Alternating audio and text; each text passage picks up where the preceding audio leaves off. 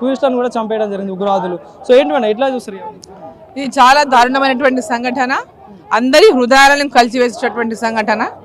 అమాయకులు చేతిలో ఎలాంటి ఆయుధాలు లేనటువంటి వారిపైన దాడి జరపడం పాకిస్తాన్ యొక్క ఎంత పిరికి పందలో ఈ యొక్క సంఘటన తెలియజేస్తా ఉంది.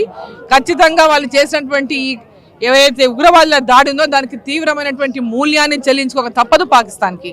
అంటే ఆర్టికల్ 370 రద్దయిపోయిన తర్వాత జమ్మూ కాశ్మీర్లో ఒక ప్రశాంత వాతావరణం చూసినా మేడం. సో దాని తర్వాత మళ్ళీ ఇట్లా ఆర్మీ డ్రెస్సులు వేసుకొని వచ్చి ఉగ్రవాదులు చొరబడి ఇట్లా దాడి చేయడానికి అంటే ఏం చెప్పదలుచుకున్నారు?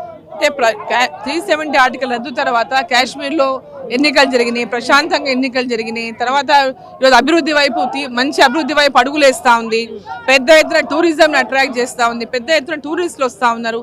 ఇది చూసి డైజెస్ట్ చేసుకోలేనటువంటి పాకిస్తాన్ ఈ చర్యలకు పాల్పడింది.